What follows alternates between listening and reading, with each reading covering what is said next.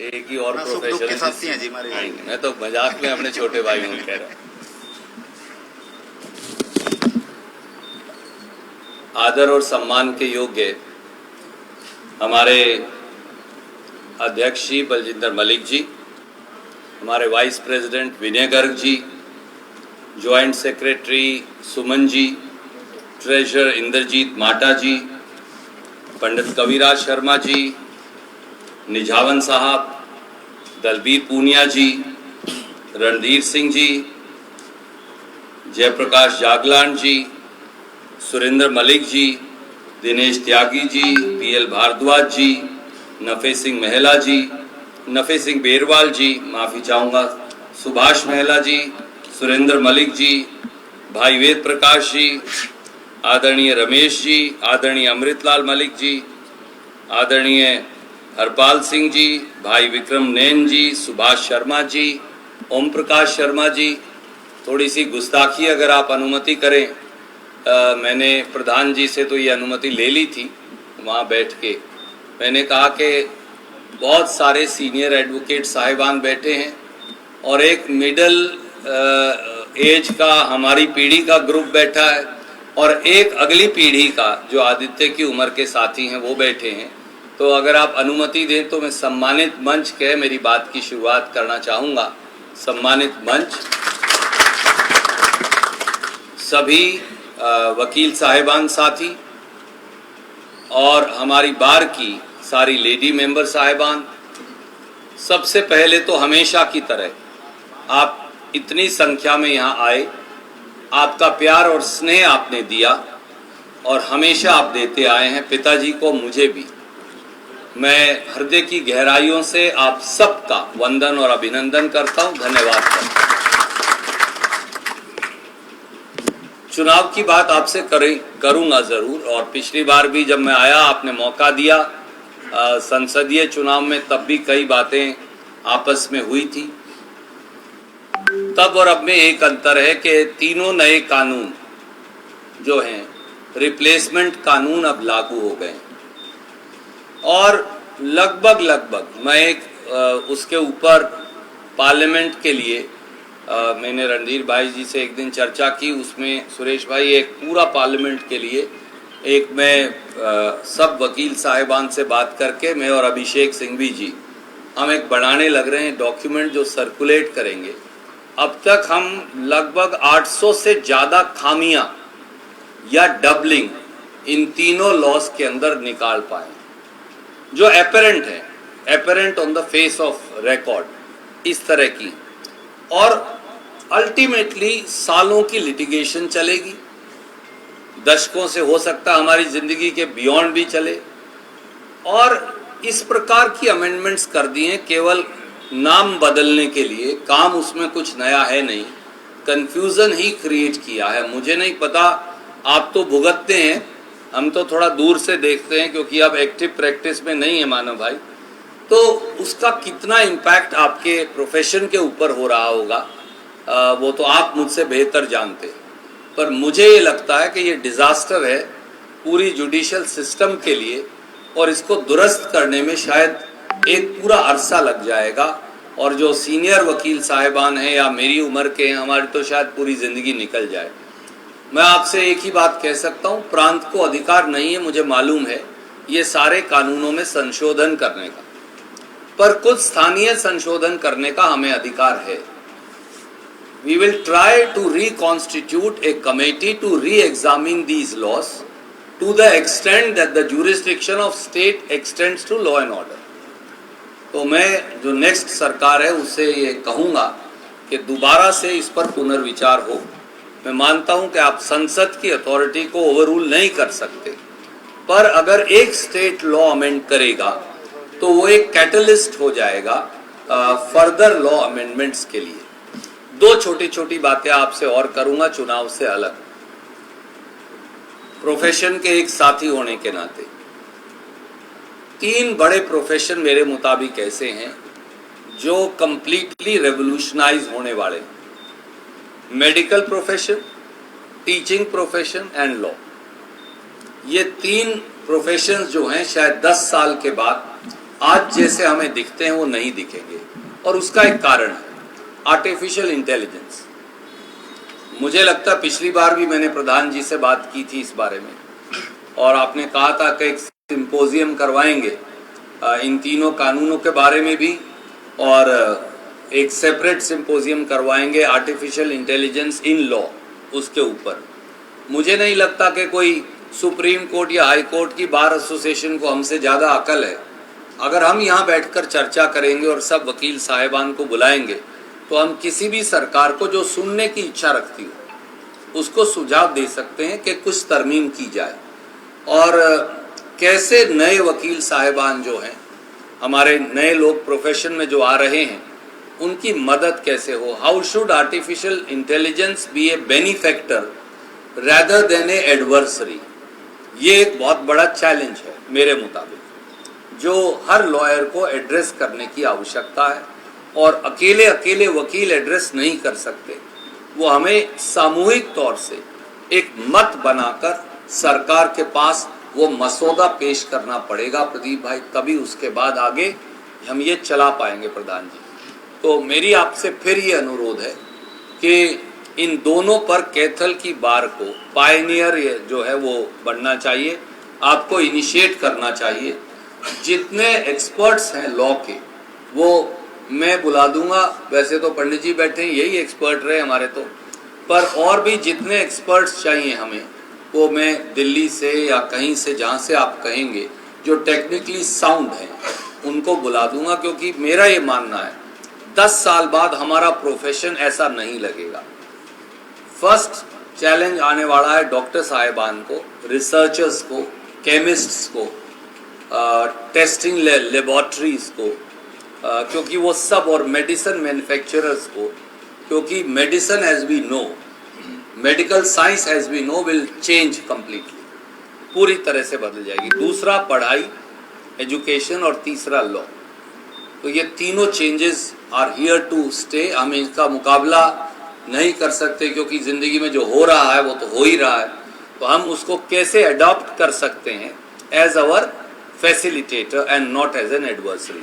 तो प्रधान जी, मेरी आपसे एक वकील के तौर पे, एक साथी के तौर पे, और इस शहर के एक नागरिक के तौर पे ये आपसे प्रार्थना है कि आप इस पे कुछ राय बनाइए, ताकि नए जो हमारे साथी हैं वो भी और दूसरे लोग कंट्रीब्यूट कर सकें। तीसरा, अपने शहर और इलाके के बारे में मैं 2 बात आपसे करना चाहूँगा। मैं बहुत लंबी आपसे तकरीर करने नहीं आया।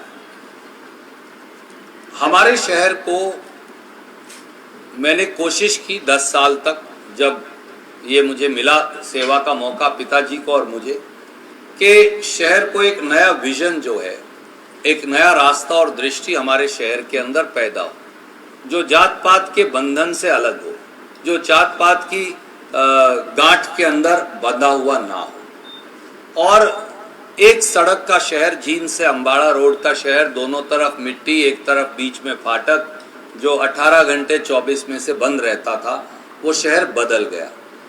10 साल और बीत गए, उसके बाद नए लोग आ गए हैं, बहुत सारी न्यू जनरेशन है। अब तो माफ़ कीजिए, मैं अपने आप को, I know longer feel my self young.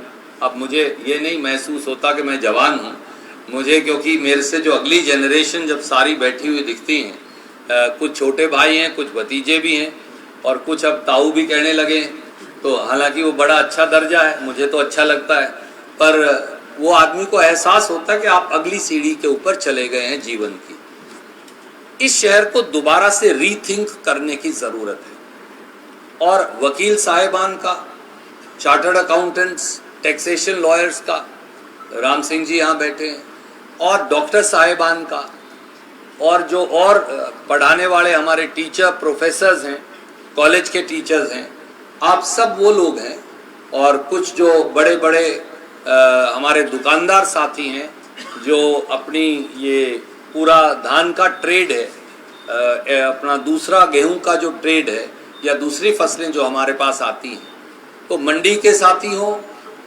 Teacher साथी हों, डॉक्टर साहिबान हो, वकील साहिबान हो, हमें इस शहर को रीथिंक करने में आपकी मदद की ज़रूरत है, क्योंकि ये शहर अब उस ढर्रे पे सर नहीं चल सकता जिस पे 20 साल पहले चलता था। 5 या 8 चीज़ें मैंने आदित्य के साथ बैठ के आइडेंटिफाई की, क्योंकि मुझे ये लगता है कि जो न्यू जनरेशन है उनके पास अपने नए आइडियाज़ हैं। वो ज़रूरी नहीं, मैं भी जब एमएलए बना तो 26 साल का था जब आपने मुझे एमएलए बनाया। जो बार के करंट मेंबर हैं वो तो बहुत छोटे थे, मुझे नहीं लगता उन्होंने लॉ भी की थी तब तक। प्रधान जी, मुझे नहीं लगता कि आपने 2009 में लॉ पास की, कि कब करीजिए आपने। मैं वही कहा कि अपने जो बार की करंट बॉडी है वो वकील नहीं बने थे जब आपने मुझे एमएलए बनाया। मेरी उम्र 35 साल थी, आज 57 साल है। Life has moved, it has changed. पर एक बात सत्य है कि इस शहर को रीथिंक करने की ज़रूरत है। मैं 4, 5, 6 उदाहरण जो मैंने उसके साथ बैठ के आइडेंटिफाई किए।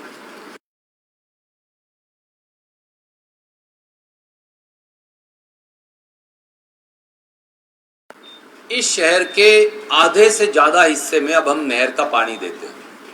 वी हैव टू अंडरस्टैंड, इस शहर के नीचे फ्लोराइड है और हैवी पार्टिकल्स हैं। ये नॉर्मली पॉलिटिशियन जो है, राजनीतिक लोग सोचते देखते नहीं। और पानी तो है ही, वो तो निकालो, पिला दो। कौन पूछ रहा? इस देश में हेल्थ को लेके, सेहत को लेके किसकी अवेयरनेस है? पर 2 मेजर समस्या जो हैं वो ये है कि हमारे यहाँ फ्लोराइड है, बड़ा हैवी कंटेंट है, और हैवी पार्टिकल्स इंक्लूडिंग मेटल का कंटेंट है हमारे अंडरग्राउंड वाटर में। जीरी के लिए तो चल जाएगा, वो आदमी के लिए वो सही पानी नहीं है। और अगर आपने देखा हो 20 साल पहले तक हड्डी भूलने की बहुत सारी समस्याएं आदमियों में भी और औरतों में भी, ऑस्टियोपोरोसिस, दूसरी बीमारियां वो बहुत ज़्यादा थी, थोड़ी कम हुई है क्योंकि हमने थोड़ा बदला उसे। तो आधे से ज़्यादा शहर को अब पट्टी कोट से नहर का पानी मिलता है, बाकी को नहीं मिलता, क्योंकि किसी ने हमारा वाटर वर्क्स बना दिया किसी ज़माने में प्योदा के अंदर ले जाके। तो पूरे हुड्डा के जो सेक्टर्स हैं 19 पार्ट 1, पार्ट 2, 20, 18 और 21 प्लस बाकी का जो पेरिफेरी का एरिया है, ये इस शहर का 1/3 हिस्सा, इनको हम नीचे का पानी पिलाते हैं और वो पाप कर रहे हैं क्योंकि हम आपकी सेहत को खराब कर रहे हैं। जल्दी से जल्दी इस शहर को कैनाल बेस्ड 100% कवरेज की जरूरत है। नंबर 2, इस शहर में एक बिजली घर था। जब आपने मुझे इलेक्ट किया उसके बाद मैंने 7 33 केवी सब स्टेशन बनाए, एक 132 केवी सब स्टेशन बनाया और उसको 440 केवी सब स्टेशन से कनेक्ट किया और फिर बाता और तीत्रम के 220 केवी सब स्टेशन से कनेक्ट किया। क्योंकि मैं इस चीज़ का एक्सपर्ट हूँ इसलिए मुझे मुज़बानी याद रहती। और 82 नए बिजली घर पूरे जिले में बनाए, लगभग 38 या 39 कैथल में बनाए, बाकी के अपग्रेड किए। It is no longer enough, क्योंकि उन्होंने पिछले 10 साल में कुछ नहीं ऐड किया, ना पीने के पानी में ऐड किया, ना बिजली में ऐड किया। ये शहर की कैपेसिटी बिजली को एक्सेप्ट करने की 2024 तक की है। मैं 10 ईयर अहेड बनाता हूँ सर, 50 साल अहेड कोई नहीं बना सकता। आफ्टर ऑल आप 10 साल में बना रहे हो तो 10 और, तो आप 15 साल या 20 साल के लिए बना सकते, आप 150 साल के लिए कुछ नहीं बना सकते। डिमांड बढ़ेगी, शहर बढ़ेगा। अब ये सिटी सैचुरेट होने वाली है। By end of this year आप अपना पावर कट शुरू हो जाएंगे शहर में, या इलेक्ट्रिक फेलियर शुरू हो जाएगा। It will take almost 9 to 11 months to build new substation. City में 2 कम से कम और सब स्टेशन करेंगे, नहीं तो लोड शेडिंग होगी, ट्रांसफार्मर जलेंगे और आपकी बिजली जाया करेगी। क्योंकि पिछले 10 साल में उन्होंने एक भी नहीं जोड़ा, नॉट ए सिंगल वन। असल में उन्हें ये भी नहीं मालूम कि वो 7 बिजली घर हैं कहाँ। ज़्यादातर इस शहर के लोगों को मालूम नहीं, जो बड़े हैं वो दिखते हैं, पर यहाँ 4 बिजली घर जर्मन हैं जो 350 गज में लगे हुए हैं। You will be also surprised, सिर्फ गुड़गांव में लगाते हैं हम वो आधे नीचे हैं ज़मीन से, आधे ऊपर हैं। अगर आपको सबसे साधारण बताऊं, वो 3 एकड़ की बजाय कॉम्प्रेस्ड बिजली घर है 350 गज के। तो वो एक टेक्नोलॉजी अवेलेबल थी, मैं उसे इंपोर्ट करके ले आया था, तो वो हमने यहाँ भी यूज़ की। जैसे हमारी जो लेक है बिदक्यार वाली, इस पे अगर चिल्ड्रन पार्क जाओ तो बाएं हाथ को जो तारें दिख रही है वो तारें नहीं है, वो 33 केवी का बिजली घर है। And they are all unmanned, उनको आदमी नहीं चलाता सर कोई, वो ऑटोमेटिक है। शहर के पास अब जमीन बची नहीं है, तो 2 कम से कम हमें और ऐड करने की जरूरत है। तीसरा, यहाँ श्रीनगर से लेके और मुंबई तक या पुणे तक या कानपुर तक, उस तरफ उधर अगर आप जाएं तो पोरबंदर से लेकर और इम्फाल तक, ये अकेला ऐसा शहर है जो 100% सीवरेज ट्रीट करता है। हिंदुस्तान के पूरे ईस्ट, वेस्ट, नॉर्थ में कोई ऐसा शहर नहीं है जो 100% सीवरेज ट्रीट करता हो, वो अकेला कैथल है। इसलिए कि मैंने एडवांस्ड कैपेसिटीज के 4 सीवरेज ट्रीटमेंट प्लांट लगा दिए थे, तो हम एक लीटर गंदा पानी भी बाहर नहीं फेंकते, 100% को ट्रीट करके डालते हैं ड्रेन्स में, और वो ग्रेडियंट के मुताबिक लगा रखे कि कौन से ग्रेडियंट से कहाँ सीवेज जा सकता है। वो सैचुरेट हो जाएंगे बाय दिसंबर 24। उसके बाद हमें गंदा पानी फिर डालना पड़ेगा, वो नीचे जाएगा, वो हमारे पानी को गंदा कर देगा। ये मैं इसलिए कहा कि 2005 में जब हमने पानी टेस्ट किया, आप तो उन दिनों छोटे थे, तो शहर के पानी में फीकल मैटर था। फीकल मैटर लेट्रिन को कहते हैं। जो ट्यूबवेल से हम पानी आपको सप्लाई कर रहे थे, उसमें फीकल मैटर था, क्योंकि सारा सीवरेज बिदक्यार का, इधर का, उधर का संतरों में फेंक दिया, वो नीचे गया, उसने सब पोल्यूट कर दिया, अंडरग्राउंड वाटर। और उसे क्लीन करने में फिर हमने भाखड़ा का पानी इस्तेमाल किया, इसीलिए बिदक्यार के अंदर क्योड़क माइनर का पानी आता है। Once that has gone down, city का पानी, फ्लोराइड और हैवी मेटल तो चेंज नहीं हो सकता, कम हुआ, पर बाकी का पानी ठीक हो गया। तो हमें कम से कम 1 इफ नॉट 2 नए सीवरेज ट्रीटमेंट प्लांट्स की जरूरत है। नंबर 4, स्टॉर्म वाटर ड्रेनेज, इस शहर को उसकी जरूरत है। नंबर 5, सिटी स्क्वायर जहां मैं छोड़कर गया था वहीं पड़ा है, बैंक स्क्वायर जहां छोड़कर गया था वहीं पड़ा है, भाई उदय सिंह जी का किला, बाबा बंदा बहादुर का जो किला था ओरिजिनली, वो वहीं पड़ा है। उसके आगे जो open air theatre, volleyball ground, park बनना था, वो वहीं पड़ा है। एक पार्किंग वहां बननी थी, पूरा जो दड़े का इलाका है शहर का ऊपर वाला, वो वहीं पड़ा है। और ये जो ड्रेन है शहर के बीच में से जा रही, ठीक है वकील साहिबानों के मकान नहीं है, पर मेरे ख्याल से 20,000 लोग इस शहर के उस गंदे नाले के ऊपर रहते हैं। आधा मैं पक्का कर गया था, नहीं तो 21 सेक्टर ही होता नहीं। मैं एक बार बेरवाल साहब ने मुझे कहा, ये 21 सेक्टर डिजाइन जब किया तो पहले हमने नाला क्लोज किया, तभी सर हो पाया, नहीं तो हो ही नहीं पाता। गंदे नाले के साथ सर कौन हुड्डा का प्लॉट ले रहा था किसी ने। सो वो है, पर वो ऑल अंडरग्राउंड है, तो इसको बाकी को और अंडरग्राउंड करना, ये कुछ एग्जिस्टिंग काम है जिन पर कभी किसी ने ध्यान ही नहीं दिया। लास्टली मैं आपसे चुनाव की बात करना चाहता हूँ। और भी कई आइडियाज हैं, जैसे ये रेलवे लाइन हमारे शहर को काटती है, अगर इसको मैं पूरा ऊपर उठाऊं, जो मैं सोचता हूँ दैट कंप्लीटली लिफ्टेड। एक ज़माने में मुझसे हुड्डा साहब ने कहा कि रणदीप, ये रोहतक को में बड़ी समस्या है, तुम क्या कर सकते हो? मैंने कहा पैसे अगर दें तो इसको मैं लिफ्ट कर दूंगा, आप नीचे की ज़मीन मिल जाएगी, उसको मोनेटाइज करो, यूटिलाइज करो, कोई प्रॉब्लम नहीं। तो हमने पूरे रोहतक की रेलवे लाइन खंभों के ऊपर ले गए।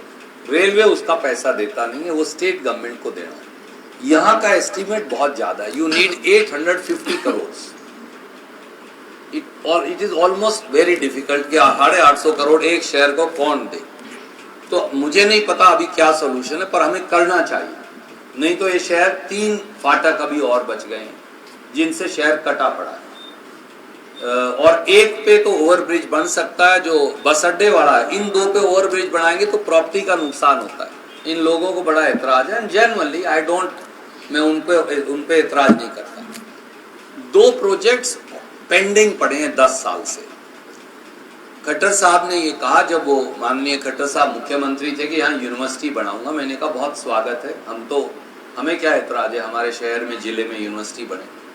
आज तक वो यूनिवर्सिटी, हमने तालाब खोद लिया मुंदड़ी का, वहाँ नहीं मिली, पेड़ पे लाइटें मारी, वहाँ भी नहीं मिली, फिर सारे गांव को लेके वो बजाते हैं, बर्तन बजा के देखी कहीं मिली जाए, वहाँ भी नहीं मिली। तो ये उस यूनिवर्सिटी का पर निर्माण करना, मुझे नहीं पता संस्कृत विश्वविद्यालय अकेले चल सकता है। कितने बच्चे हैं जो यहाँ भी युवा बैठे हैं जो संस्कृत हमारी मदर लैंग्वेज है। अगर आप दुनिया की लैंग्वेजेस देखें तो Sanskrit is mother language to most languages. Sanskrit से निकली हुई, पर सर आजकल पढ़ता कोई नहीं। मैं इसे कहूँ पढ़ लीजिए, जब मैं अभी ताड़ कर जाएगा, 1 ही मिनट लगाए। सरपंच को कहूँ ये भी मना कर जाए। हाँ सर, कोई इसलिए मैं चाहता हूँ कि संस्कृत हिंदी विश्वविद्यालय मिक्स हो जाए। तो उस यूनिवर्सिटी के बारे में रीथिंक करना पड़ेगा कि वो कहाँ बने, कैसे बने, जिससे इलाके को, जिले को फायदा हो। एक वो मेडिकल कॉलेज मेरे चिमेड़ के चले गए। मैंने उसको, आदित्य को ये कहा, भाई ये तेरा सबसे बड़ा चैलेंज। 19 कमरे खंबे खड़े कर दिए, बस ना उनमें सीलिंग है, ना उनमें सीवरेज है, ना उनकी फिटिंग्स हैं, ना उसकी दीवारें हैं, ना कोई पानी का कनेक्शन है, ना बिजली का कनेक्शन। 10 साल में 19 कमरों के खंबे खड़े कर रखे हैं, कुछ ग्राउंड पे हैं, कुछ फर्स्ट फ्लोर पे। हर बार बोल देते हैं इस पे 958 करोड़ खर्च होंगे, कहां से आएंगे? नॉर्मली मेडिकल कॉलेज को 150 to 200 करोड़ चाहिए, जो मेरा एक्सपीरियंस है। 200 करोड़ रुपए में मेडिकल कॉलेज अच्छा बन सकता, वो भी री एग्जामिन करना पड़ेगा और देखना पड़ेगा। अब उन्होंने चमेड़ दिया, अगलों ने तो कहा हमने तो भाई बना दिया था, ये कह के जाएंगे। 10 साल में 19 कमरे बनाए, यानी 1 साल में 1.9 या 2 कमरे बनाए। मेडिकल कॉलेज में 15 ऑपरेशन थिएटर होंगे, 150 डॉक्टर आएंगे, ओपीडीज होंगी, इमरजेंसीज होंगी और 100 तरह की लैब्स होंगी। वो कैसे चलेगा सर? अभी तो आपके अपने अस्पताल में 58 पे 9 डॉक्टर हैं, तो आप कहां से उसे चला पाएंगे? तो वो बनाना है और चलाना भी है, but it's a huge challenge. और मैंने यही कहा आदित्य को भी कि ये प्रोजेक्ट्स अगर आप बना लें 5 साल में, तो ये मोर देन इनफ है। नया मत छेड़ना अभी कोई। और 47 पार्क में से 46 खत्म हो गए, कंप्लीटली डिस्ट्रॉय कर दिए इन्होंने। उनके दरवाजे फाड़ देंगे, उनकी टूटियां फाड़ देंगे बाथरूम की मेरे जाने के बाद। उसके और जितने कम्युनिटी सेंटर्स बनाए थे हुड्डा और दूसरी जगह आप तो रहते हैं, वो सारे खत्म कर दिए। उनके शीशे तोड़ दिए, बाथरूम तोड़ दिए, सब कुछ तोड़ दिए। जैसे कोई डाकू आए हो और लूट कर चले गए हो, शहर को ऐसे छोड़ कर गए। और उनका कसूर नहीं, क्योंकि आजकल वो कहते हैं कि वो सबसे बड़े गुंडे हैं हरियाणा के, हमारे जो विधायक हैं, पूर्व विधायक जो है। अब फिर गुंडों से तो यही उम्मीद की जा सकती है, पर हमने तो गुंडागर्दी का ही इलाज किया प्रधान जी, हमेशा शराफत इस शहर में पैदा की। तो इसलिए कोई कहे कि वो बहुत बड़ा गुंडा है, तो कानून और शराफत और प्यार उससे बड़ा होता है। बस मैं इतना ही कहना चाहता हूँ, क्योंकि कानून के हाथ, पंडित जी, कानून के हाथ बड़े लंबे हैं, वो गुंडागर्दी को चलने नहीं देता। और आप लोग उस कानून के संरक्षक हैं। मैं आपसे एक ही अनुरोध और करूंगा आखिर में। मैंने थोड़ा सा विजन इस शहर में क्या हो सकता है, बहुत कई महीनों से, सालों से इसको मैं शहर को, क्योंकि मैं पुराना मिस्त्री हूँ तो मैं देखता रहता हूँ, मेरा काम ही मिस्त्री का है। तो मैंने आदित्य से तफसील में डिस्कस किया और कहा कि ये सब आपको आइडियाज़ हैं और बहुत सारे उसने दिए कि हमें ये लागू करना है इस सिटी के लिए। मैं आपसे एक ही अनुरोध करने आया हूँ। यहाँ बहुत सारे मेरे बड़े बैठे हैं और मेरे हम उम्र साथी बैठे हैं और बहुत सारे नए यंग लॉयर्स बैठे हैं जो मेरे बड़े और हम उम्र हैं। मैं उनको केवल 3 लाइन कहूँगा जो अपने गांव की है: भाई से भतीजा प्यारा, बेटे से पोता प्यारा और मूल से ब्याज प्यारा। तो मुझे लगता है कि उन 3 लाइनों में वो सार हो गया। और मैं नए साथी जो उन्हें ये कहूँगा कि आपका हम उम्र एक साथी अगर विधायक बनेगा तो उसके पास बहुत सारे नए आइडियाज़ हैं, is brimming with new ideas. और मेरे चाहे मैं 55-56 साल का हो गया, मुझे हर रोज़ नए आइडियाज़ आते हैं। फॉर्चुनेटली मेरा दिमाग अभी काम करना बंद नहीं किया, तो आई एम ऑलवेज ब्रिमिंग, पूरे स्टेट के लिए भी I always have new ideas. और वो आप क्या कर सकते हैं अपने प्रांत के लिए, वो एक फायर है जो मेरे पेट में जलती है। मैं जब यूथ कांग्रेस का राष्ट्रीय अध्यक्ष था तो जो आता लड़का या लड़की मुझे मिलने में, उन्हें बोलता है, ये बता तेरे पेट में आग जलती है? तो शुरू में नहीं समझ में आती हर आदमी को, क्या कह रहे हैं भाई साहब, तेरे पेट में आग जलती है, तो फिर वो समझ जाता, तो जलती है तो रह और नहीं तो जा। जिसके पेट में आग नहीं जलती कुछ कर गुजरने की, कर दिखाने की, उसको इलाके का नेतृत्व करने का अधिकार नहीं, क्योंकि एमपी या एमएलए जो हैं वो मालिक नहीं या राजा नहीं है, वो नौकर हैं और उनको इलाके को ट्रांसफॉर्म करना। मैं आप सबसे हाथ जोड़ के ये अनुरोध करता हूँ, आदित्य सुरजेवाला कांग्रेस पार्टी जिसकी सरकार आपके आशीर्वाद से, माहौल ये है कि 70 से ज्यादा सीटों से कांग्रेस पार्टी सत्ता में आ रही है।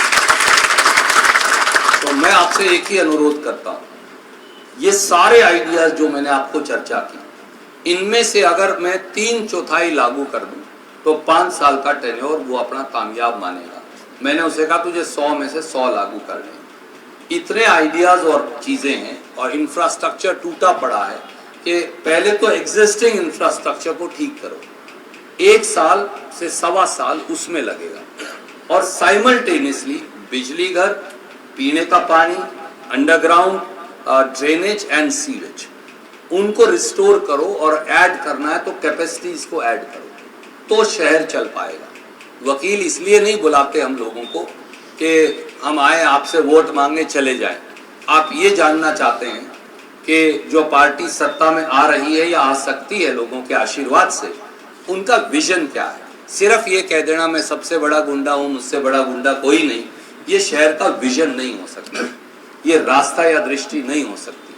गुंडागर्दी रास्ता नहीं हो सकता। रास्ता तरक्की और विकास हो सकता है, समृद्धि हो सकती है, आगे की बढ़ोतरी हो सकती है। और इलाके को जैसे लोग मंदिरों को सजाते हैं, मैं उसका उदाहरण इसलिए देता हूँ मंदिर का कि मंदिर को सब लोग साफ रखते हैं, गुरुद्वारा साहब को सब लोग साफ रखते हैं, तो इसलिए मैं हमेशा वो उदाहरण देता हूँ कि इस शहर को, इस इलाके को, इस जिले को और पूरे प्रांत को हमें मंदिर की तरह सजाना भी है, बढ़ाना भी है और आगे लेकर जाना भी है। आपने मेरी बात सुनी, मैं एक बार फिर आपसे अपील करता हूं कि एक एक वोट कांग्रेस पार्टी और आपके अजीज आदित्य सुरजेवाला को देकर हमें ये मौका दीजिए सबको कि हम अपने इलाके की नए सिरे से सेवा कर सकें, जिसमें आपकी मदद सबसे महत्वपूर्ण होगी। आपने मेरी बात सुनी, एक दोस्त, एक साथी, एक बेटे, एक भाई के तौर पे मैं आप सबका शुक्रगुजार हूँ। चाचा नहीं कहा, मैंने मिस कर गया, मैं जानता हूँ। तो बहुत बहुत शुक्रिया। जय हिंद, धन्यवाद।